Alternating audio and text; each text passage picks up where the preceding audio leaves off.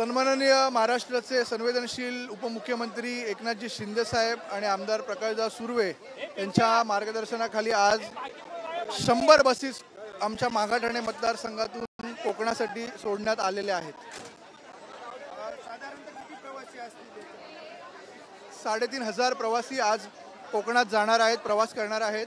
आपण पाहत असाल भाविकांची गर्दी त्या ठिकाणी, त्याला अतिशय उत्कृष्ट प्रतिसाद आपल्याला मिळालेला आहे आणि अगदी व्यवस्थित चांगल्या क्वालिटीच्या बसेस या ठिकाणी आम्हाला सन्माननीय उपमुख्यमंत्री एकनाथजी शिंदे साहेबांच्या वतीने मिळालेत। आपल्या साइडने काय काय सुविधा केलेल्या आहेत प्रवाशांसाठी? आपण आज जितके पण प्रवासी आहेत त्या सगळ्यांना आरती संग्रह देणार आहोत, जेवणाची व्यवस्था केलेली आहे, त्यांना औषधं सुद्धा आपण त्या ठिकाणी देत आहोत।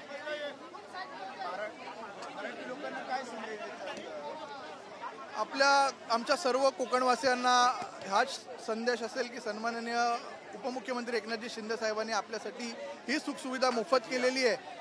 त्यांच्यासाठी सर्व भाविकांना हीच की आपण सुखरूप गणपतीला जा, सण साजरा करा आणि पुन्हा सुखरूप घरी परत या।